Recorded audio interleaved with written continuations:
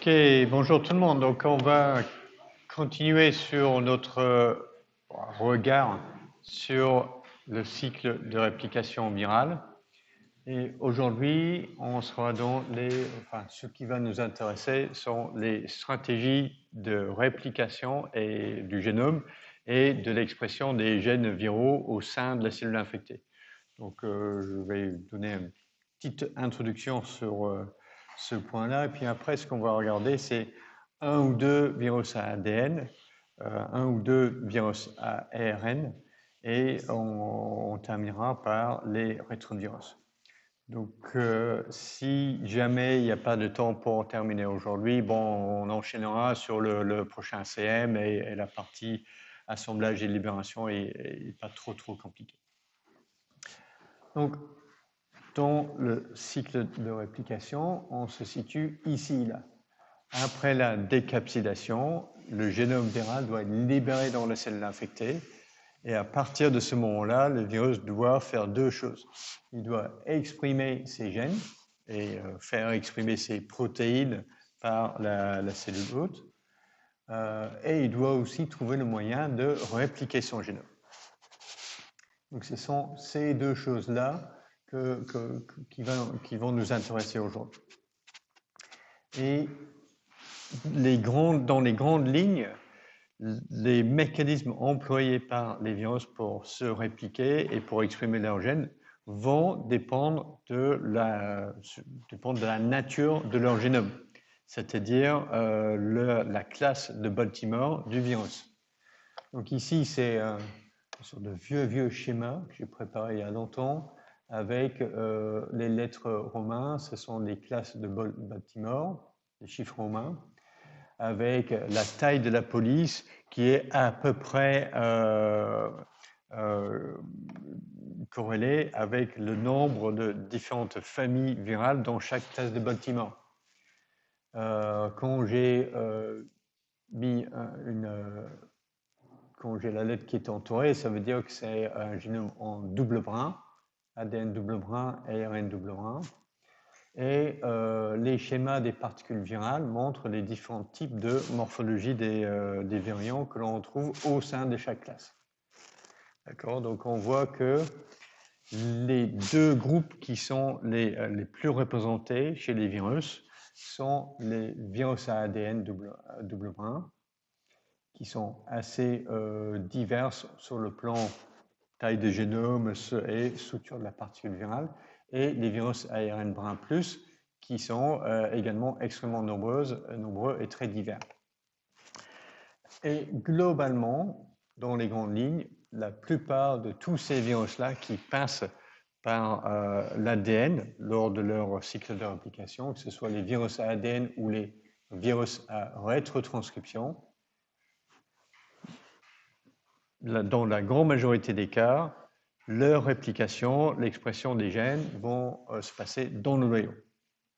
Et en quelque sorte, la stratégie pour les virus à ADN double brin, c'est le génome du virus, c'est un ADN double brin, il essaie de se faire passer pour de l'ADN cellulaire. Et il peut profiter des systèmes cellulaires pour leur réplication et pour l'expression de ces gènes. Alors, pour les virus à ARN, la grande majorité, ils vont passer tout leur cycle de réplication dans le cytoplasme. Et surtout, les virus à ARN brin plus, leur stratégie de réplication, c'est globalement, la structure de mon génome, c'est un peu comme un ARN messager. Le génome viral code directement pour des protéines. Donc, toute la stratégie virale, c'est qu'il va essayer de se faire passer pour un ARN messager cellulaire. Et donc, il va exploiter le ribosome de la cellule hôte pour traduire ces gènes en protéines. En revanche, il a besoin de coder dans son génome pour une polymérase qui lui permet de répliquer son génome. Parce que les cellules n'expriment pas de polymérase à ARN dépendant de l'ARN. Donc ça, c'est un peu les grandes lignes. Et il y a quand même des exceptions dans les deux sens. C'est-à-dire qu'il existe des virus à ADN qui se répliquent dans le cytoplasme. et ce sont les virus ADN qui sont les plus gros, les plus complexes. Et il existe également quelques virus à ARN, notamment les orthomyxoviridae, les virus à ARN brun-moins, qui vont se répliquer dans le noyau. Donc des exceptions existent, mais dans les grandes lignes, virus à ARN, cytoplasme, virus à ADN dans le noyau. Donc ce qu'on va faire, c'est qu'on va passer en revue un ou deux virus à ADN, et ensuite on passera sur les virus à ARN, et on terminera par comment fonctionnent les rétrovirus. Alors, pour les virus à ADN, le génome est en ADN double brun.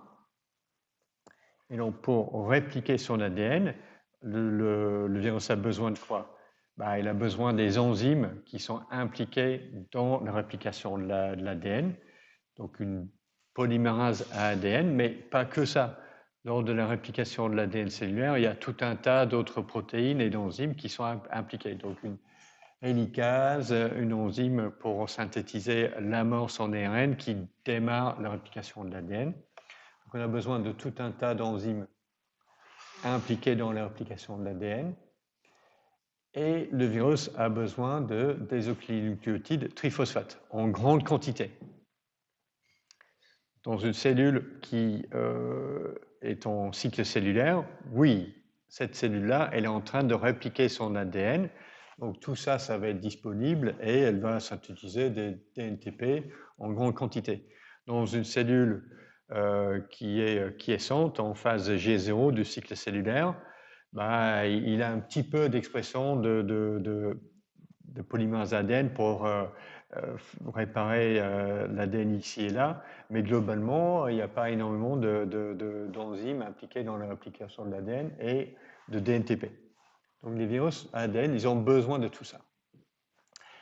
Pour l'expression du génome, ça c'est plutôt relativement facile. Si le virus est dans le noyau de la cellule, il peut compter ou peut-être utiliser les facteurs de transcription de la cellule hôte et aussi des enzymes de la cellule hôte pour fabriquer les ARN messagers. Une ARN polymérase, des enzymes pour faire la coiffe 5', le spliceosome pour épicer les ARN messagers.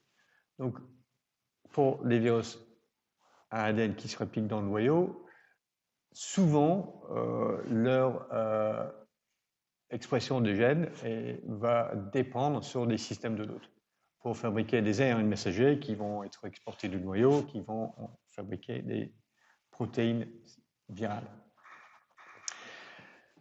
Alors, selon le virus à ADN, ils sont plus ou moins indépendants sur ces deux points-là. Ils dépendent plus ou moins des facteurs de l'hôte pour la réplication et pour l'expression de ces gènes. Et donc, la première chose à décider, si on est un virus à ADN et on veut infecter une cellule, c'est est-ce qu'on va se répliquer dans le noyau? Si la réponse est non, il va falloir faire tout ça tout seul, parce que toutes les enzymes cellulaires impliquées dans la réplication de l'ADN et la transcription d'ARN et la maturation des ARN messagers se trouvent dans le noyau. Donc si des virus à ADN vont se répliquer dans le cytoplasme, ils ont besoin de coder pour tout ça tout seul. Et c'est pour cette raison que les virus à ADN qui se répliquent dans le noyau sont les virus les plus complexes. D'accord ? Ce sont les poxvirus avec des génomes de plusieurs centaines de kilobases de longueur ou les virus géants comme le mimivirus, le pandarovirus. Ces virus géants, ce sont les virus à ADN double brun, mais qui se répliquent dans le cytoplasme. Et ils peuvent le faire parce que leur génome est suffisamment grand et complexe pour coder tous les enzymes, tous les facteurs dont ils ont besoin pour assurer leur réplication et l'expression de leur gène. Alors, si on se décide, ça a l'air un peu trop compliqué. Non, la vie est trop compliquée dans le cytoplasme pour un virus ADN. On va aller se répliquer dans le noyau. La deuxième question, c'est est-ce que la cellule est en train de se diviser activement. Donc, si la réponse est oui, ça veut dire que la cellule hôte exprime absolument tout ce qu'il faut. D'accord? On a des enzymes impliquées dans l'application de l'ADN, on a des DNTP, on a des l'ARN polymérase et tout ça. Et donc, ça, c'est certains petits virus. Et donc, le virus lui-même, il a besoin de faire rien. Tout est dispo déjà chez la cellule infectée. Donc, il y a quelques petits virus à ADN qui ne se répliquent que chez des cellules qui sont en train de se diviser. C'est le cas pour le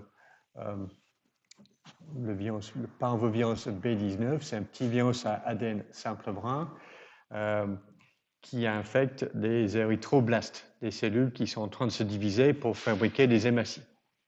Donc, ils sont en train de se diviser tout le temps, donc le virus n'a pas besoin de changer quelque chose dans la biologie de la cellule.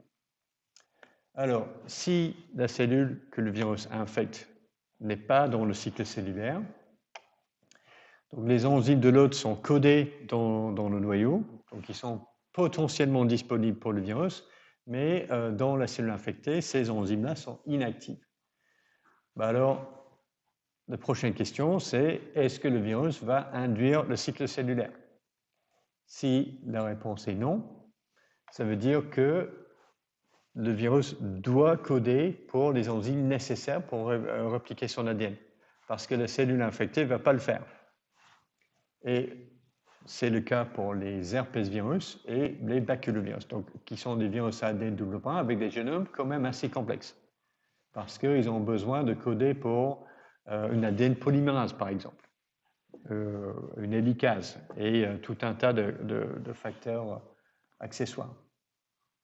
Et finalement, si j'ai le moyen d'induire la cellule en cycle cellulaire, comme ça, les enzymes de l'hôte impliquées dans l'application de l'ADN sont disponibles et actives. Et donc là, je peux avoir un génome qui est plus petit parce que je n'ai pas besoin de porter dans mon génome tous les gènes qui codent pour les différents enzymes et protéines nécessaires pour la réplication de l'ADN. Donc pour les herpesvirus et les baculovirus, ils peuvent dépendre ou ils peuvent compter sur les systèmes cellulaires pour la transcription et la maturation d'ARN messager. Donc leur défi est un peu moins compliqué que pour les virus à ADN qui se répliquent dans le cytoplasme. Okay, donc ça, c'est un peu notre arbre décisionnel qui détermine un peu dans les grandes lignes comment les virus à ADN vont s'arranger pour répliquer leur génome et l'exprimer. Donc ce qu'on va faire maintenant, c'est considérer un petit virus à ADN ou une famille de petits virus à ADN et un gros virus à ADN. Et donc la famille de petits virus à ADN qu'on va considérer, ce sont les Polyomaviridae, initialement identifiés chez des animaux avec le polyomavirus murin et puis le virus SV40 qui était isolé en 1960. Donc ces virus-là ont une capside icosahédrique non enveloppée qui en forme un génome en ADN double point circulaire. Et en tout, cet ADN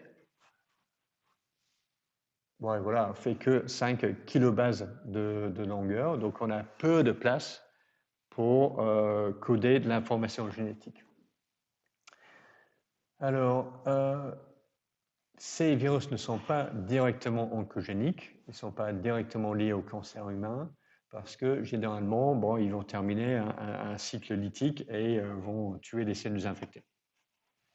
Alors, il existe des polyomavirus humains qui circulent dans la population, le polyomavirus BK et le polyomavirus JC, qui sont très très fréquents dans la population, ne provoquent pas de maladies symptomatiques dès la première infection, mais ils peuvent rester sous forme persistante. Donc pas de pathologie lors de la primo-infection, mais ils sont capables de persister pendant longtemps.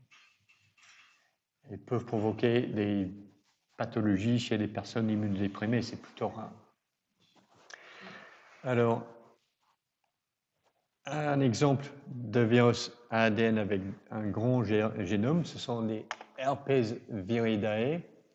Donc ça, c'est un peu à quoi ça ressemble en microscopie électronique à transmission. Et ici, c'est en microscopie électronique, en cryomicroscopie électronique. Donc ce sont des virus enveloppés avec une capside icosédrique à l'intérieur de la particule virale. Donc la vraie structure, c'est plutôt comme ça. Et ce type d'image, c'est plutôt un artefact de la préparation et les conditions physico-chimiques qui sont rigoureuses pendant la préparation de l'échantillon. Alors, la famille des herpes viridae se décline en 3 sous-familles, les alpha, bêta et gamma herpes virinae. Et j'ai représenté 3 exemples de herpes virus humains. La nomenclature ici, ça a quand même pas mal évolué. Comme je disais, le virus Epstein-Barr, il s'appelle plus techniquement le HHV4, il s'appelle le lymphocryptavirus gamma humain 4 ou quelque chose comme ça. Et donc j'ai gardé un peu l'ancienne nomenclature qui date d'il y a 5 ans pour ça. Alors, l'organisation des génomes ici est compliquée. Donc, tous ces virus ont des génomes d'ADN double brin linéaire dans la particule virale. Et le génome est caractérisé par la présence de séquences répétées à l'intérieur et aux terminaisons du génome viral. Donc les alpha et les bêta herpes virinae ont des terminaisons dans des séquences répétées aux terminaisons et à l'intérieur sur le segment gauche et le segment, segment gauche, sur une longue segment et sur une courte segment. Donc U, c'est pour unique, c'est-à-dire ces séquences-là sont uniques, ne sont pas répétées. Et L, c'est pour longue, et S, c'est pour short, courte. Donc il y a une partie longue et une partie courte de séquences uniques. Ça, c'est vrai pour les alpha et les bêta herpes virinae. Pour les gamma herpes virus, on n'a que des séquences terminales répétées. Alors, tout ça, c'est un peu méchamment complexe. Pourquoi c'est important? Parce que tous les gènes chez les alpha et les bêta herpes virus, les noms des gènes, c'est UL quelque chose ou US quelque chose. Et c'est pour cela. D'accord? Ça veut dire qu'ils sont codés soit ici, soit là-bas. Et pour les gamma herpes, ils ont des noms totalement random, sans lien avec la nomenclature chez les deux autres. Alors, pour les herpes virus, ils ont le moyen d'instaurer une vraie latence dans les cellules infectées. Donc, ils ont, comme un peu le bactériophage lambda, un cycle de réplication lytique et un cycle de réplication latent. Et les gamma herpes virus, le virus Epstein-Barr, sont associés au cancer humain. Donc, ce sont directement les virus qui provoquent des cancers. C'est un virus qui infecte les lymphocytes B et il est associé au développement de certains lymphomes B. Disons que c'est un cofacteur important. Alors, la latence, c'est quoi la latence? Donc, lors de la latence, les premières étapes du cycle de réplication s'effectuent normalement. Donc, le virus va s'attacher à la cellule hôte, va libérer son génome, mais ce génome va persister avec une expression génique restreinte. Donc, on n'a que un faible nombre de gènes viraux qui sont exprimés. Ce qu'on appelle des fois aussi, on n'aura que des transcrits de latence qui sont exprimés. Ce sont le minimum nécessaire pour le virus pour se maintenir dans la cellule hôte infectée de façon latente.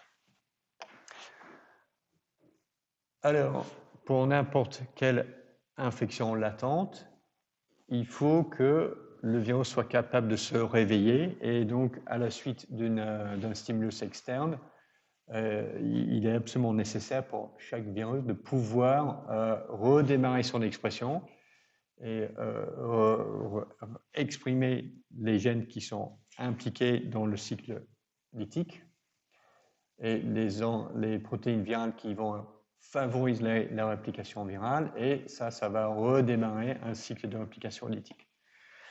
Donc, le contrôle de la réplication de la latence et le cycle lytique chez les herpès virus, c'est un truc assez compliqué en soi. Donc aujourd'hui, ce qu'on va faire, c'est juste un petit peu d'aperçu sur le cycle lytique sur un herpès virus. Mais néanmoins, ça c'est quelque chose d'important pour ces virus-là. OK, pour la réplication de l'ADN, comment font les polyomavirus et le virus herpès simplex pour répliquer leur ADN. Et l'exemple ici, c'est le virus herpès simplex 1. Donc, ici, j'ai les différentes enzymes ou protéines qui sont impliquées dans la réplication de l'ADN. Et les herpès virus codent pour toutes ces enzymes et ces protéines eux-mêmes. C'est-à-dire qu'ils peuvent infecter la cellule, ils n'ont pas besoin de perturber le cycle cellulaire chez la cellule infectée. Ils vont exprimer une ADN polymérase, une primase, une hélicase et toutes ces différentes cofacteurs. Donc, ils produisent leur propre désoxynucléotide triphosphate et ils ont toutes les enzymes nécessaires pour répliquer leur ADN. Et donc, les noms des gènes, c'est UL9, UL5, UL30, etc. Donc, ils sont indépendants de la cellule, enfin à peu près, mais pour la réplication de leur ADN. Alors, et tout ça, ça prend un certain place pour coder tout ça dans le génome. Chez les polyomavirus, ils n'ont pratiquement rien. Ils n'ont pas de polymérase ADN, ils n'ont pas de primase, ils n'ont pas d'enzyme pour synthétiser des désoxynucléotides triphosphate. Tout ce qu'ils ont, c'est ce qu'on appelle l'antigène longue T ou grande T. Et cet antigène-là fonctionne comme une protéine qui va se fixer sur l'origine de réplication virale, sur le génome viral, et elle a une activité d'hélicase qui va séparer les deux brins d'ADN sur ce site d'origine de réplication, et ensuite la protéine va attirer des facteurs cellulaires pour faire tout le reste. Et ça, c'est un peu le minimum, c'est-à-dire que n'importe quel virus à ADN a besoin d'avoir au moins une protéine qui est ce qu'on appelle une origin binding protein, la protéine qui va se fixer sur l'origine de réplication virale et qui va démarrer la réplication de l'ADN viral sur ce site-là. Parce que sinon, les cellules ne vont pas répliquer automatiquement l'ADN viral. Donc, les herpès virus, ils font tout pour eux-mêmes. Et les polymaviridae, ils n'ont que une protéine pour démarrer la réplication. Fixation sur l'origine et la séparation des deux brins. Alors, comme je disais, pour cela, le problème pour les petits virus à ADN, c'est s'ils infectent une cellule qui n'est pas en cycle cellulaire, l'ADN polymérase cellulaire n'est pas dispo, les désoxynucléotides triphosphate ne sont pas dispo, il faut initier le cycle cellulaire chez la cellule infectée. Et ça aussi, c'est une fonction de cette protéine, l'antigène grand T, qui va pouvoir se fixer sur la protéine P105RB et la protéine cellulaire P53. Donc le P105,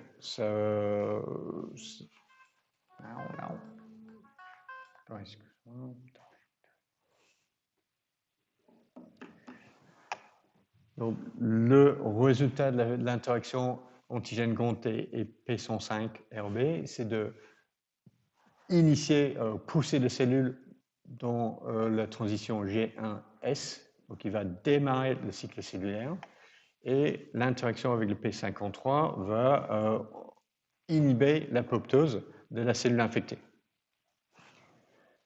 Alors, chez les cellules qui sont permissives, qui sont capables d'effectuer un cycle de réplication ou de supporter un cycle de réplication complet du virus, ben en fait, l'infection elliptique, la cellule est tuée.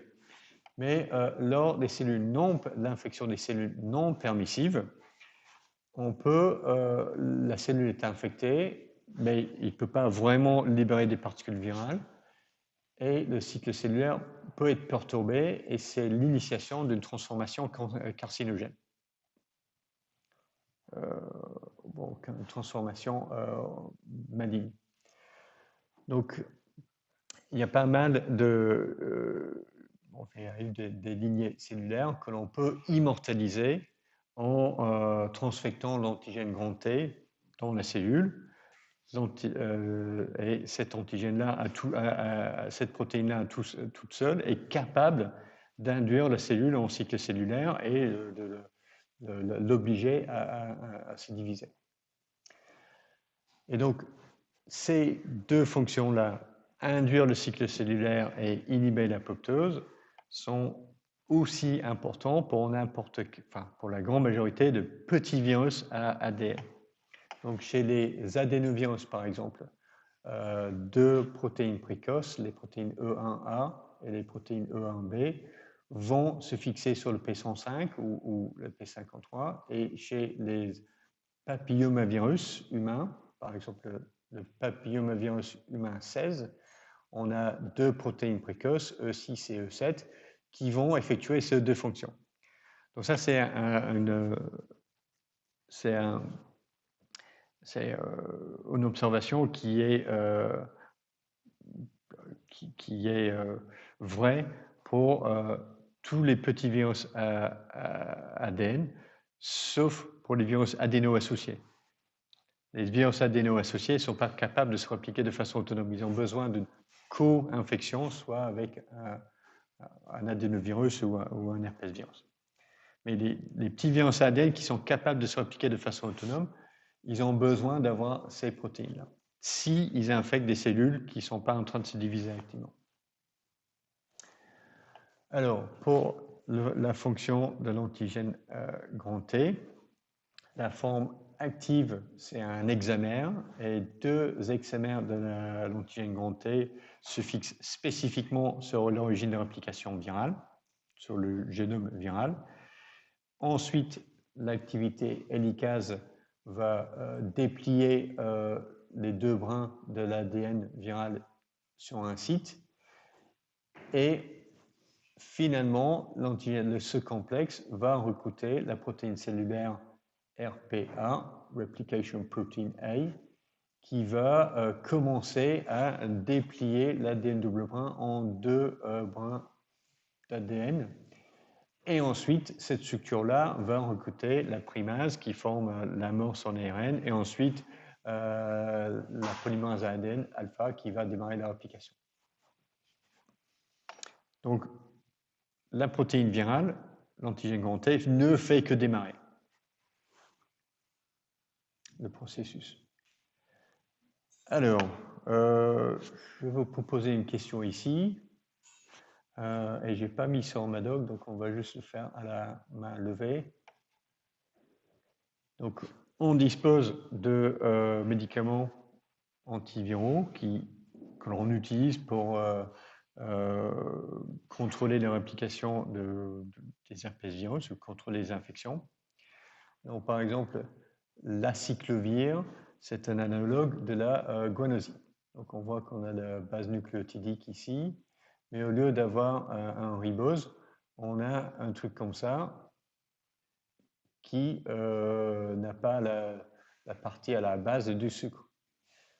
Donc, si une ADN polymérase insère cette nucléoside ou un analogue nucléosidique, dans l'ADN, en fait, il ne peut pas continuer à rajouter les bases par la suite. C'est ce qu'on appelle un terminateur de chaîne. Alors, donc c'est quoi la cible pharmacologique de ce type de molécule-là? La cyclovir.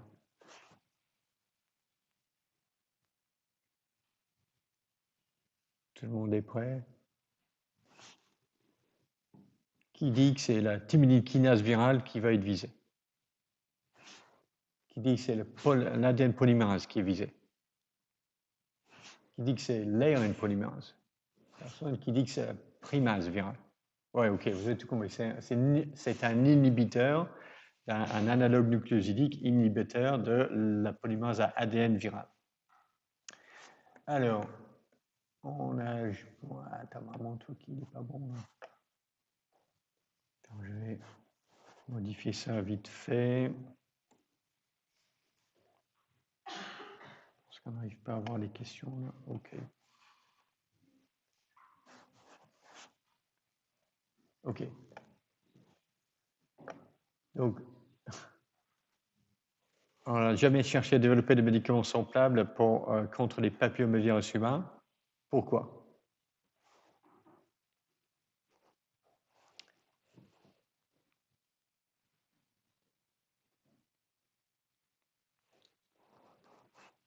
Non, et le QR code, il ne va pas marcher. Ok, tout le monde est prêt? Alors, on n'a pas fait parce que c'est une décision industrielle, c'est pas la peine. Économiquement, c'est pas intéressant. Qui dit ça? On n'a pas de système de culture in vitro, donc on ne peut pas vraiment tester si ça marche ou si ça ne marche pas. Qui dit ça? Ok. Et c'est pourtant vrai, c'est quand même difficile à faire pousser ces bêtes-là. Les papillomavirus humains ne possèdent pas d'ADN polymérase, de personnes, ou D, les papillomavirinae sont des virus à ARN. Personne. Les seules personnes qui avaient une bonne réponse, c'est C. Okay, c'est les papillomavirus sont des petits virus à ADN. Ils ne codent pas pour leur propre ADN polymérase. Ils dépendent de l'ADN polymérase cellulaire. Donc c'est difficile de mettre en place. Donc cette classe de médicaments est impossible à développer.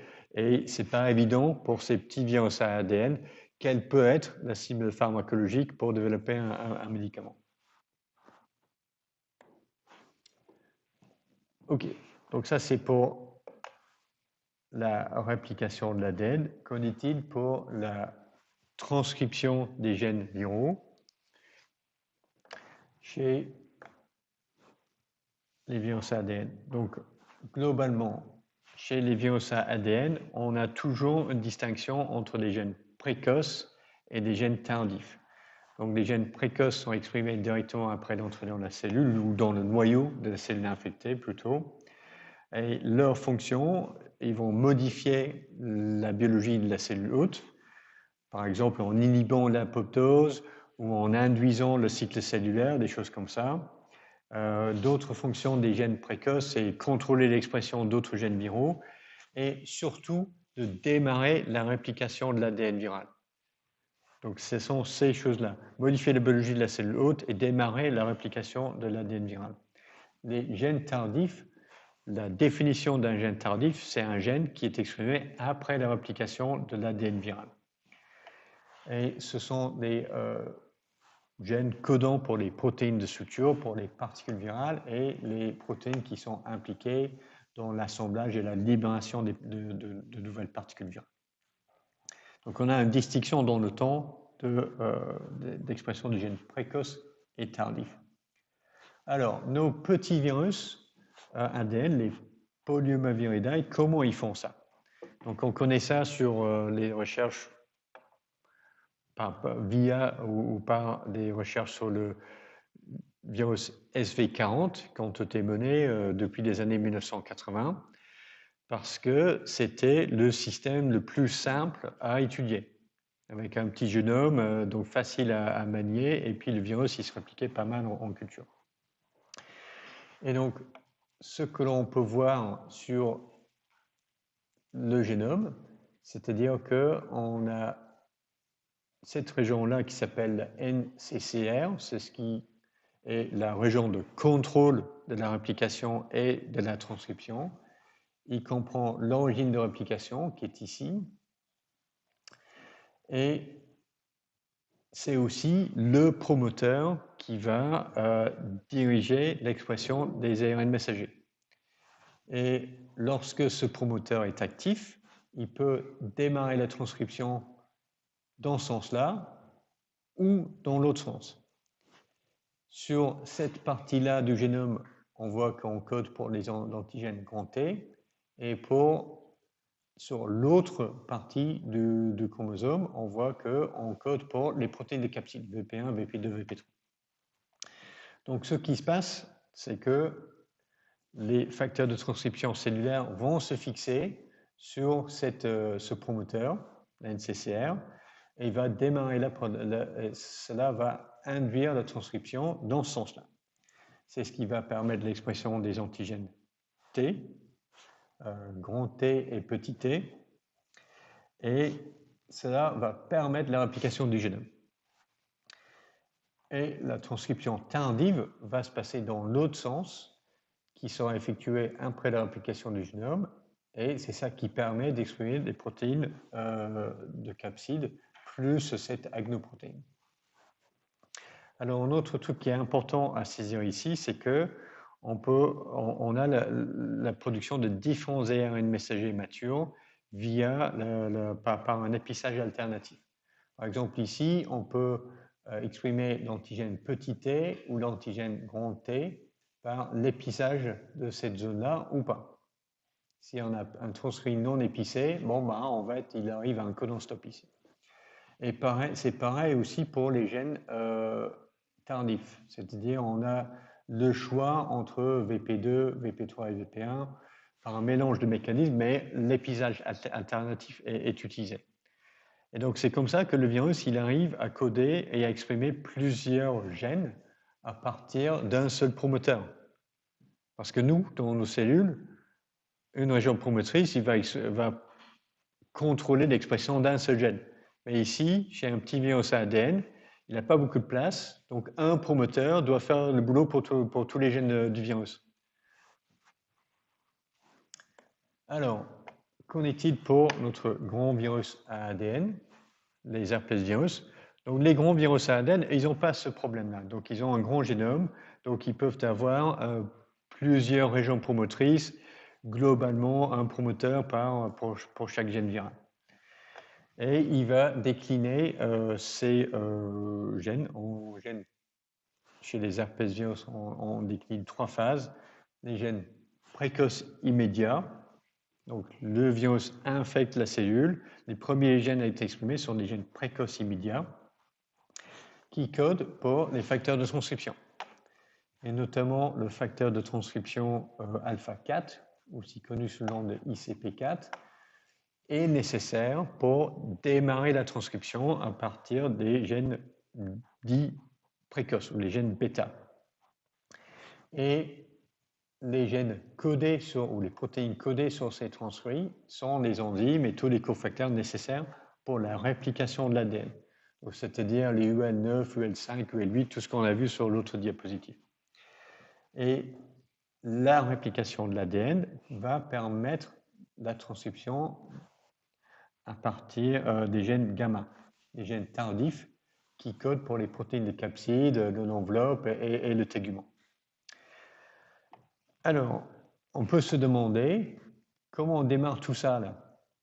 Et en fait, parmi les protéines de tégument qui sont exprimées à la fin d'un cycle lytique, on a celui qui s'appelle alpha-TIF, le facteur d'initiation de la transcription des gènes alpha, aussi connu sous le nom de VP16, qui est impacté dans le tégument. Et ce facteur de transcription virale, c'est celui qui est responsable de l'initiation de la transcription alpha. Et donc, il peut le faire parce que ce facteur de transcription, c'est dans le tégument, et les protéines de tégument rentrent dans la cellule avant même que les gènes viraux commencent à être exprimés. Donc, sur dans un cycle lytique, chez un herpès virus, on a 3 vagues d'expression de gènes, les gènes alpha, bêta et gamma, avec différentes fonctions. OK, donc on a fait la moitié du cours sur à peu près un quart du contenu. Bon, ben, ça va bien se passer. Donc ça, c'est assez pour les virus à ADN. Alors, qu'en est-il pour les virus à ARN? Donc, ce qu'on va faire, c'est qu'on va regarder un ou deux exemples de virus à ARN brun plus et un virus à ARN brun moins. Alors, pour les virus à ARN brun plus, l'idée de base, c'est que le virus va se faire passer pour un ARN messager cellulaire. Les ARN messagers, c'est dans le cytoplasme, donc tout ce qu'il a besoin de faire, le virus, c'est de faire entrer son génome dans le cytosol de la cellule infectée. Donc, l'ARN viral arrive dans le cytoplasme. La première chose qui va se passer, c'est que l'ARN génomique sera pris en charge par les ribosomes cellulaires pour exprimer les protéines virales. Donc, pour que ça puisse marcher, il faut que l'ARN génomique du virus puisse être reconnu ou puisse fixer les ribosomes et initier la traduction. Donc, ça, c'est un premier problème. Et un deuxième problème pour les virus ARN brun plus, c'est que on a un génome. Donc, on a une molécule d'ARN génomique. Et sur ce génome, le virus doit coder pour plusieurs protéines. Et au minimum, les protéines de capside et une ARN polymérase. Mais j'ai qu'un seul ARN messager. Donc, comment je vais faire pour exprimer plusieurs protéines à partir d'une seule molécule d'ARN dans le cytoplasme? Ça, c'est pas évident, ça.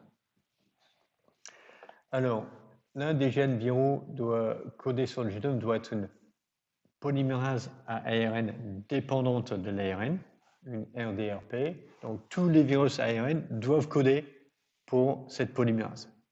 C'est absolument obligatoire. Et le rôle de ce polymérase, c'est de d'abord recopier l'ARN brun plus en une copie brun moins, qui est l'intermédiaire dans la réplication du virus, et ensuite l'ARN polymérase va le recopier en ARN brun plus. Et donc, en faisant ce cycle, il arrive à produire plein de copies de son génome. Donc ça, c'est dans les grandes lignes, et on va chercher les réponses à ces deux questions. Il faut que l'ARN viral soit reconnu par le ribosome de la cellule hôte, et il faut que le virus trouve le moyen d'exprimer plusieurs protéines à partir d'une seule molécule d'ARN. Alors, l'exemple qu'on va utiliser, ce sont les Picornaviridae, qu'on avait déjà vu pour l'attachement et l'entrée. Les Picornaviridae sont les petits virus icosahédriques non enveloppés, et c'est un groupe très divers, décliné actuellement en 3 genres, entérovirus, cardiovirus et hépatovirus. L'hépatovirus est responsable de l'hépatite A. Les entérovirus, c'est plusieurs dizaines d'espèces de virus différentes. Et actuellement, les rhinovirus font partie de la famille des entérovirus, donc les rhinovirus qui provoquent des rhumes. Et chez des entérovirus, on a d'autres virus qui infectent plutôt l'intestin, y compris le virus de la poliomyélite, qui a comme particularité qu'il peut également infecter des neurones. Donc, il a un neurotropisme qui est lié à la pathologie qui est provoquée par ce virus. C'est parce qu'il utilise un récepteur d'entrée qui est infecté à la fois sur les entérocytes et les neurones. Donc, la poliomyélite, c'est une infection endémique à la population humaine, et on pense que le virus est dans la population humaine depuis peut-être quelques milliers d'années, parce qu'on a ce stèle égyptien avec un prêtre qui marche avec un bâton et puis sa jambe ici a une forme un peu bizarre, comme s'il souffrait des séquelles de la poliomyélite. Donc c'est un peu une indication que le virus est avec nous depuis longtemps. Donc on essaye quand même de la... Ah, attends, mais j'arrive pas à taper moi. On essaye quand même d'éradiquer ce virus, mais c'est un travail très très difficile. Donc le génome petit, 7,5 kB de longueur, ARN brun plus. Un peu plus longue que notre Polyomaviridae, donc un peu plus de place en termes de capacité de codage. Alors les autres types de virus ARN que l'on va considérer, ce sont les Flaviviridae, représentés par le virus de la dengue. Alors, pareil, les Flaviviridae ont plusieurs, comprend plusieurs genres de virus. Et en termes d'infection humaine, peut-être les plus répandus sont le virus de la fièvre jaune et le virus de la dengue, qui font partie des orthoflavivirus, et le virus de l'hépatite C, qui est lui tout seul dans son genre, le hepacivirus. Alors, un autre truc qui est important que je n'ai pas dit pour les picorna, mais ils sont tous liés à des infections aiguës. On tombe malade et après c'est bon quoi. Pour les flavivirus, c'est un peu vrai, sauf que le virus de l'hépatite C, il peut devenir chronique. Il peut avoir une hépatite C chronique. Alors, tous les virus du genre orthiflavivirus sont transmis par des vecteurs insectes. Et le virus de la dengue, il faut que je regarde ça, je n'ai pas préparé. Quelqu'un sait?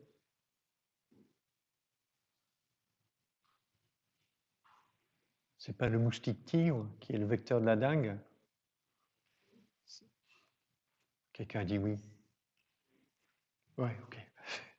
Donc c'est une des raisons pour lesquelles on n'a pas de... Ce virus n'est pas endémique en France métropolitaine, mais il y a des cas à La Réunion, par exemple, et dans des régions tropicales, c'est une infection qui touche les populations mondiales.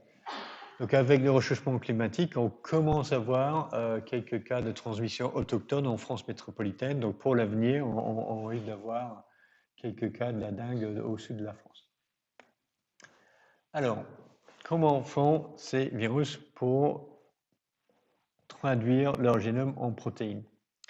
Alors, une particularité chez les Picornaviridae, c'est que l'extrémité 5' du génome n'est pas modifiée avec une coiffe en 5' comme un ARN messager, mais l'ARN est couplé à une protéine qui s'appelle la VPG. Et la protéine VPG n'est pas reconnue par le ribosome. Donc, ce n'est pas comme l'initiation de la traduction sur un ARN messager cellulaire. Et on a également remarqué qu'il existe une région non traduite à l'extrémité 5' du génome des Picornaviridae qui comprend néanmoins les codons d'initiation de la traduction. Donc, le ribosome cellulaire ne va pas se fixer ici parce que la traduction n'est pas initiée ici. Et petit à petit, ce qu'on a compris, c'est qu'il y a ce qu'on appelle un site interne d'entrée du ribosome, IRES, Internal Ribosome Entry Site, qui est une structure en ARN, une structure secondaire d'ARN, qui est reconnue par le ribosome. Et le ribosome se fixe ici, à l'intérieur de l'ARN génomique, et il va traduire en protéines à partir du premier codon d'initiation en aval de la séquence IRES. Donc la séquence IRES, c'est une région riche en structures secondaires, donc l'ARN se replie en 3 dimensions, et c'est cette structure tridimensionnelle qui est reconnue par le ribosome cellulaire. Alors, une fois que l'introduction démarre ici, ce qui va se passer, c'est qu'on va avoir l'introduction d'une grande polyprotéine. Donc on a un seul cadre ouvert de lecture, on a un codon d'initiation ici, et on a un codon stop en bas. Là. Donc le virus ou le ribosome va traduire toutes les protéines virales en une seule polyprotéine. Alors, le fait d'utiliser un autre mécanisme pour l'initiation de l'introduction peut servir au virus parce que la protéine 2A du virus est une protéase qui va cliver et inactiver le facteur d'initiation de l'introduction cellulaire, le EIF4G, qui est la protéine qui va se fixer sur la coiffe 5' et démarrer le recrutement du ribosome sur un ARN messager cellulaire. Donc ça, c'est utile pour le virus. Pourquoi? Parce qu'il peut arrêter toute l'introduction des ARN messagers cellulaires et du coup, tous les ribosomes deviennent disponibles pour lui tout seul. Tous les ribosomes de la cellule peuvent être dédiés à produire des protéines virales. Parce que le virus, il utilise un autre mécanisme pour initier l'introduction. Alors, pour les Flaviviridae, chez le virus de l'hépatite C, on a un peu la même chose que chez les Picornaviridae. On a une IRES et la séquence en 5' est modifiée. Donc, on a une traduction qui est totalement dépendante de son IRES. Chez le virus de la dengue, c'est un peu un mélange parce que l'ARN génomique porte une coiffe en 5'. Donc, on peut avoir une traduction qui est partiellement dépendante de la coiffe 5' et aussi de l'IRES. Donc, on a un peu un mélange des deux systèmes chez les flavivirus. Donc, soit la traduction est dépendante de l'IRES, soit c'est un mélange. Donc, ça, c'est comment on permet, l'ARN génomique viral est reconnu par le ribosome cellulaire. Ensuite, la question, c'est comment font les virus pour exprimer plusieurs protéines différentes à partir d'une seule molécule d'ARN. Et chez les deux, chez les Picornaviridae et les Flaviviridae, le concept c'est le même. Donc, tout le génome code pour une très très longue protéine qui va jusque là-bas. Et cette polyprotéine va être découpée par les protéases virales. Pour les Picornaviridae, c'est la protéase 2A et la protéase 3C, 3C Pro, qui vont découper cette polyprotéine d'abord en 3 grands blocs et ensuite chaque bloc va être coupé en petites parties. Alors, il y a une sorte de organisation, comment dire, il y a une certaine structure dans l'emplacement de gènes et dans le génome des picornavirus. Donc, c'est-à-dire que toutes les protéines de la capside, VP1, VP2, VP3, VP4, sont dans le même bloc, le premier bloc. D'accord? Donc, ces protéines-là restent ensemble lors de l'introduction et puis ensuite, ils ont tendance à s'associer. Donc, on n'a pas des différentes protéines de capside éparpillées à différents endroits dans le génome. Ils sont tous regroupés en région 5'. À la fin, on a l'ARN polymérase virale et aussi la protéine VPG qui est nécessaire pour amorcer la synthèse de l'ARN génomique chez les Picornaviridae. Parce que l'extrémité 5' de l'ARN génomique est couplée à la protéine VPG. Et on a aussi la protéase 3C. Donc ces 3 gènes-là sont absolument essentiels pour la réplication du virus, soit pour découper la polyprotéine, soit pour répliquer son génome. Et puis les protéines au milieu, bon, bah, eux, ils ont des diverses fonctions, des fonctions non structurales, mais accessoires pour aider à répliquer ou aider l'empaquetage du virus. Chez les Flaviviridae, on a un peu le même type de schéma. C'est-à-dire, lorsqu'on regarde l'organisation du génome, on a en 5', pareil, on a des gènes de structure, des gènes codant pour la glycoprotéine enveloppe, la protéine de matrice et la protéine de capside. À l'extrémité 3', on a un gène codant pour l'ARN polymérase virale.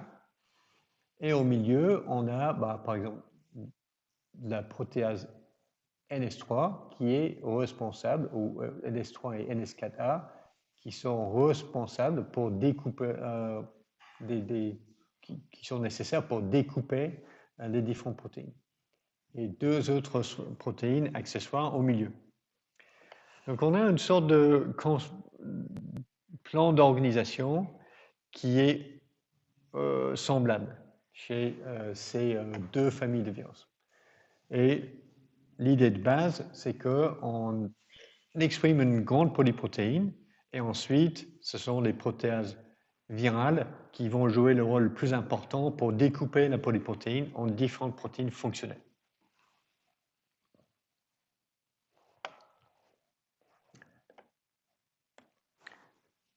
OK. Donc, on va continuer, on va enchaîner sur les virus à ARN brun-moins. Alors, cette fois-ci, ce que le virus fait rentrer dans la cellule, c'est un ARN génomique qui est brun-moins. Donc, la première chose... Bon, OK. Bon, enfin, j'ai un peu mal fichu mon truc là. Bon, à partir de cet ARN génomique, le virus doit faire deux choses. Il doit exprimer des ARN messagers qui vont coder pour des protéines. Et il doit aussi faire des copies ARN brun plus qui sont des intermédiaires pour reformer des copies d'ARN génomique brun moins. Alors, les ARN messagers sont transcrits à partir du génome. Et pour le faire, le virus doit porter avec lui l'ARN polymérase virale dans la capside virale. Parce que si le génome en ARN brun-moins, il arrive, il est tout seul dans le cytoplasme, il n'y a pas d'enzyme cellulaire qui peut faire quoi que ce soit avec ça. C'est fini, il va juste finir par être dégradé. Donc tous les virus à ARN brun-moins codent pour un ARN polymérase dans leur génome, et cet ARN polymérase est incorporé dans la capside, dans la particule infectieuse. Parce que le virus doit l'apporter lui-même. Alors,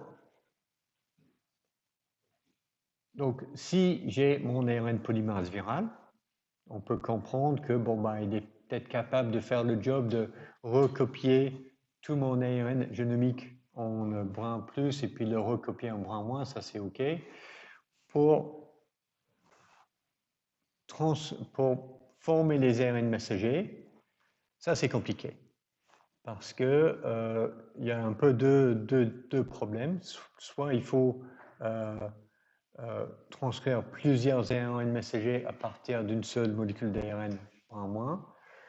Et l'autre problème, c'est comment le virus fait pour former un ARN messager mature, qui peut être reconnu par le ribosome cellulaire et du sera efficace dans la cellule. Alors, l'exemple qu'on va faire, avant je faisais aussi ce qu'on appelle les mononégavirales, les virus avec un génome en ARN brun-moins monocaténaire.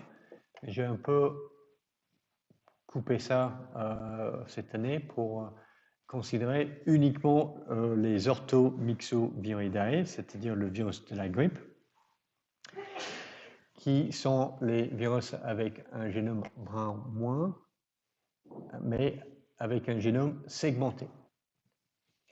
Donc, ces génomes segmentés, ça veut dire que dans chacune de ces particules-là, on trouve 8 segments génomiques, donc 8 molécules d'ARN brun-moins associées à la nucléoprotéines pour faire des sortes de bâtonnets de nucléocapsides. Et globalement, chaque segment génomique code pour un ARN messager qui va coder pour une seule protéine. L'exception, ce sont les segments génomiques 7 et 8 qui codent, eux, pour 2 protéines. Alors, la numérotation 1, 2, 3 et tout ça, c'est simplement par la taille. Donc, le segment 1, c'est le plus long, 2, c'est le deuxième plus long, 3, le troisième, 7 et 8, c'est le plus petit. Qu'est-ce qu'on a dans le génome ici? On a PA, PB1 et PB2 qui sont les sous-unités de la polymérase virale. Donc P, c'est pour polymérase ici. Et B, c'est pour basique. Donc les acides aminés des chaînes latérales sont basiques, portent une charge positive et peuvent peut-être interagir directement avec des acides nucléiques, avec l'ARN. Et PA, c'est polymérase acidique. Ensuite, les protéines de structure du virus sont très très simples. On a l'hémagglutinine et la neuraminidase qui sont les glycoprotéines d'enveloppe, la nucléoprotéine qui s'associe avec les ARN génomiques pour former les nucléocapsides, les protéines de matrice M1 et M2 et 2 protéines non structurales. Donc, pour les orthomyxoviridae, leur solution, comment je code pour plusieurs ARN messagers à partir d'une seule et un génome en ARN brin-moins.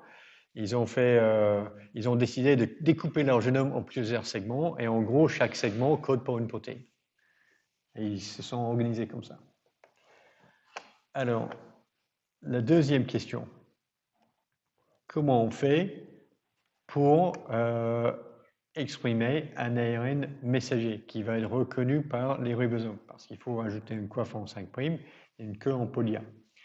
Alors, les orthomyxoviridae se répliquent dans le noyau. Donc, c'est une exception, ce sont des virus à ARN qui se répliquent dans le noyau,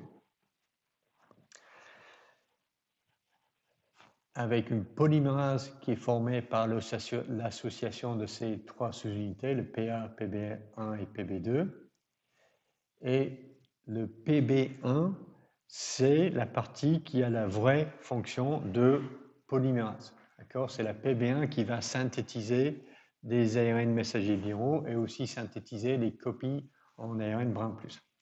La fonction des sous-unités PA et PB2, c'est de voler les coiffes des ARN messagers cellulaires et ensuite de les donner à la polymérase PB1 qui va s'en servir comme amorce.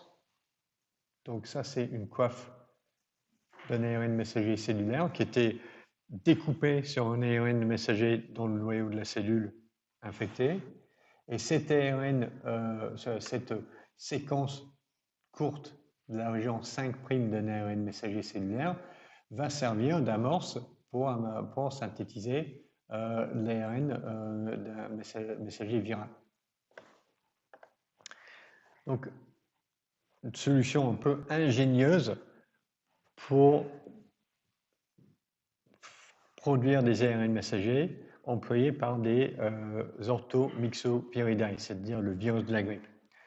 Alors, je vais juste quand même dire un mot sur les autres virus à ARN brin-moins. Donc, pour certains, on peut d'autres virus à ARN brin-moins, comme le virus de la rage, par exemple, ou le virus de la rougeole, font pas comme ça.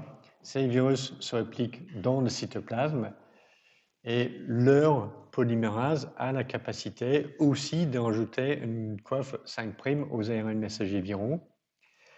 Et ils ont la capacité de s'arrêter au bout d'un moment et de se réattacher sur l'ARN matrice, brin-moins.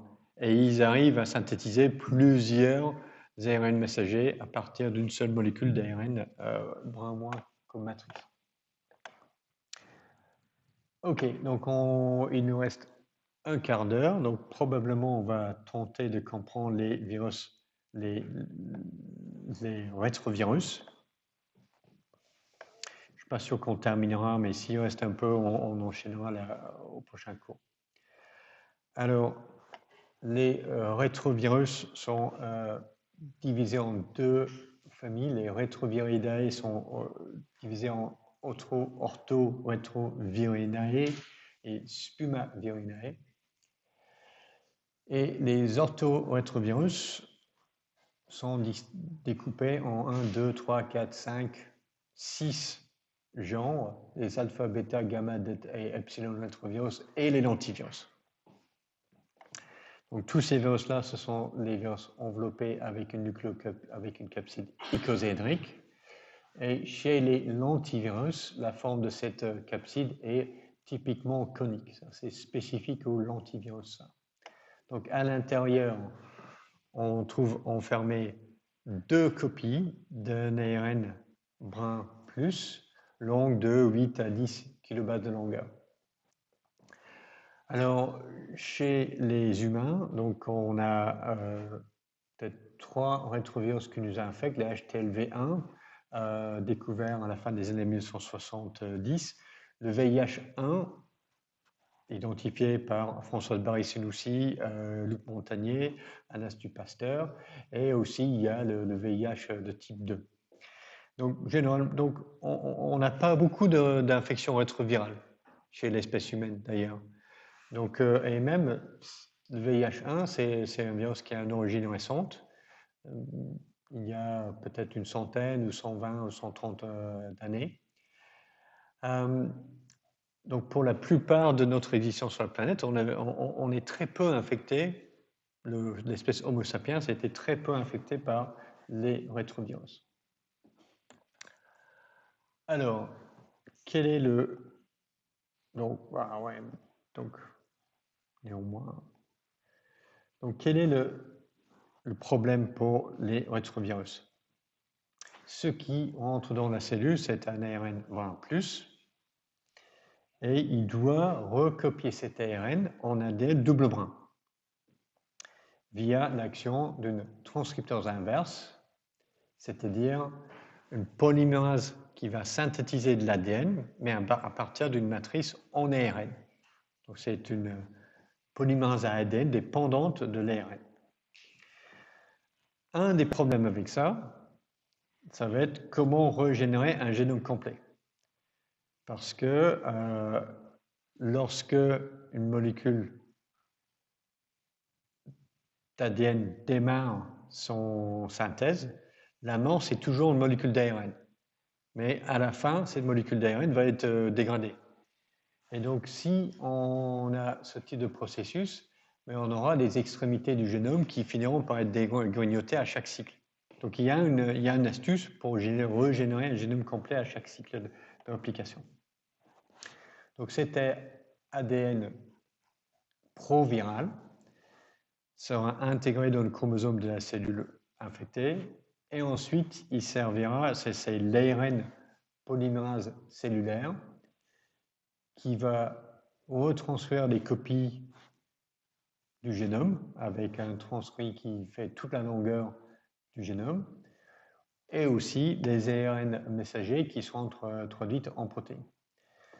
Alors, le problème un petit peu pour le virus, c'est comment je fais, c'est comme pour les petits virus à ADN, c'est comment je fais pour exprimer plusieurs gènes avec des fonctions différentes, pour plusieurs protéines à partir d'un seul promoteur.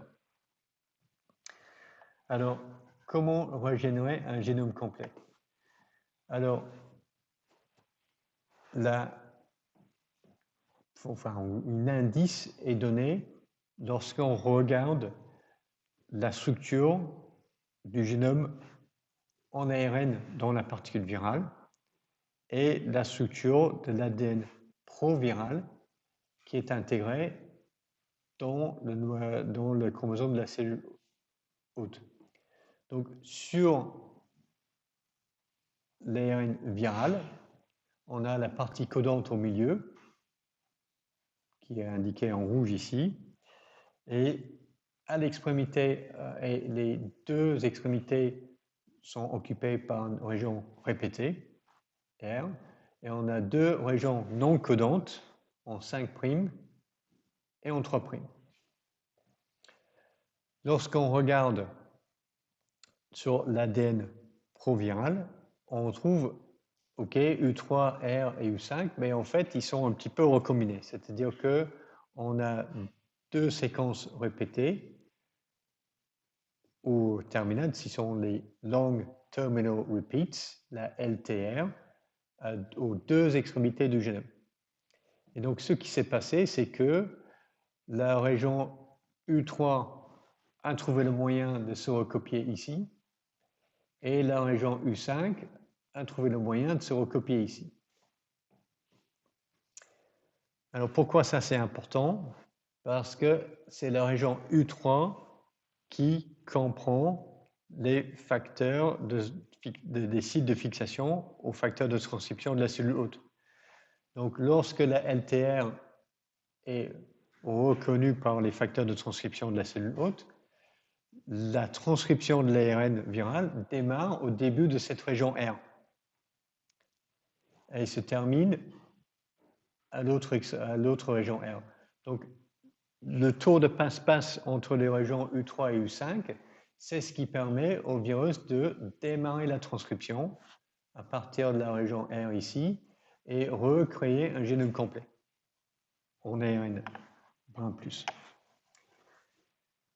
Donc, je conseille à tout le monde de regarder cette vidéo commentée par Vincent Wacaniello qui explique comment ça marche, ce tour de passe-passe entre les régions U3 et U5. Alors, une fois que notre génome est présent dans l'ADN proviral est intégré dans le génome de la cellule hôte, c'est l'ARN polymérase cellulaire qui se fixe à la région U3 et commence la transcription. Et il y a différents types de transcrits qui sont formés. L'ARN génomique, le transcrit qui couvre tout là, qui est exporté sous forme non épicée. Et donc, sur l'ARN non épicé, on a tout le génome. Donc ça, c'est bien, on conserve toute l'information génétique. Et cet ARN non épicé code pour deux polyprotéines, la polyprotéine GAG et la polyprotéine GAG-POL. Tandis que les ARN épicés, en gros, ils codent pour une protéine par ARN messager, et ce sont les protéines accessoires ou les glycoprotéines enveloppes. Alors ici, en tout cas pour moi, c'est un peu intéressant, c'est-à-dire que l'organisation des gènes ici, c'est un peu comme un virus ARN brun positif. Parce qu'on a les protéines de capside, les protéines de structure qui sont là, en région 5'. Et ensuite, un peu plus loin, on a une protéase, on a la transcriptase inverse et on a l'intégrase. Les enzymes impliquées dans la réplication du virus, qui sont juste en aval des protéines des gènes codants pour les protéines de structure. Alors, que se passe-t-il avec ces polyprotéines GAG et GAG-POL? Ce que l'on remarque, c'est que la polyprotéine GAG est délimitée par un codon stop. Et normalement, le ribosome arrive sur l'ARN génomique du virus, il doit s'arrêter sur le codon stop. Mais sur à peu près un transcrit sur 20, le ribosome est capable de lire à travers le codon stop parce qu'il y a une sorte de bégaiement du ribosome sur l'ARN messager qui fait qu'il recule d'un nucléotide et il continue à traduire, mais dans le cadre de lecture -1, il me semble. Donc le cadre ouvert de lecture change et donc le codon stop code maintenant pour 2 acides aminés. Et c'est ça qui permet à la traduction de la polyprotéine GAG-POL. À ce moment-là, on a des polyprotéines, comme chez les virus ARN brun+, et c'est la protéase virale qui va coder, qui va découper toutes les différentes protéines qui sont codées sur les polyprotéines GAG et GAG-POL. Et donc là, on a la protéine de matrice, protéine de capside, nucléocapside, protéase, transcriptase inverse et intégrase. Une dernière chose à dire sur ça, c'est que l'organisation générale du génome d'un rétrovirus, c'est toujours pareil. Polyprotéine GAG et GAG-POL et la partie 3' du génome code au minimum pour les glycoprotéines d'enveloppe. Donc souvent, on parle d'organisation GAG, POL et ENV, qui sont les 3 régions majeures d'un génome d'un rétrovirus. Tous les rétrovirus ont ça. Les différents rétrovirus codent pour les différentes protéines accessoires, sont spécifiques d'un virus et différents d'un virus à un autre. Donc ici, tout ça, là, VIF, VPR, TAT, NEF, c'est ce qu'on a chez le VIH1. Mais on n'a pas tout ça sur le HTLV, par exemple. Le HTLV a d'autres protéines accessoires qui font autre chose, mais le principe GAG, POL, ENV et les grandes lignes du contrôle de l'expression des gènes viraux, c'est la même chose. Ok, donc on fera ça après, je pense. Donc juste pour terminer aujourd'hui, les points majeurs, c'est chez les virus à ADN. On a une relation entre la taille du génome et la stratégie qui sera adoptée par le virus. Plus le génome est grand, plus le virus va faire des choses de façon autonome. Plus le virus est petit, plus il est dépendant des facteurs cellulaires pour répliquer son génome. Chez les virus à ADN, on a une distinction entre gènes précoces et gènes tardifs. La définition, gène précoce exprimé avant la réplication de l'ADN, gène tardif exprimé après la réplication. Pour les virus ARN brun+, traduction dépendante d'une IRS ou du 5' coiffe selon le virus. Et dans les deux exemples qu'on a vus, d'abord on a une polyprotéine qui est exprimée, qui est découpée par une protéase virale. Et des fois avec certaines protéases cellulaires chez les Flaviviridae. Virus avec un ARN moins, en tout cas chez les orthomyxoviridae, le virus de la grippe, le mécanisme de vol de coiffe 5' important pour former des ARN messagers. Et chez les rétrovirus, l'action de la transcriptase inverse pour copier l'ARN viral en ADN double brun, donc nécessaire pour le virus de porter cette enzyme dans la particule virale parce qu'elle doit être active dès que le virus rentre dans la cellule pour copier l'ARN viral en ADN et ensuite l'insérer dans le génome. Donc ces enzymes-là doivent être portées par la capside. Un peu comme l'ARN polymérase chez les virus ARN brun-. Il doit être présent dans la particule virale direct pour être actif directement après l'infection. Et pour le contrôle de l'expression des gènes chez les rétrovirus, c'est une sorte de combinaison des mécanismes qu'on avait déjà vus. Les petits virus à ADN, ils utilisent l'épissage alternatif pour exprimer plusieurs gènes à partir d'un seul promoteur. C'est ce que font les rétrovirus. Mais les polyprotéines GAG et GAG-POL sont exprimées sous forme de polyprotéines qui sont découpées par la protéase virale. C'est un peu comme les virus ARN brun+. Et l'organisation de cette partie du génome, c'est vraiment semblable à ce qu'on voit chez les virus ARN brun+. Ok, donc je vous remercie de votre écoute. On en finit tout juste à l'heure.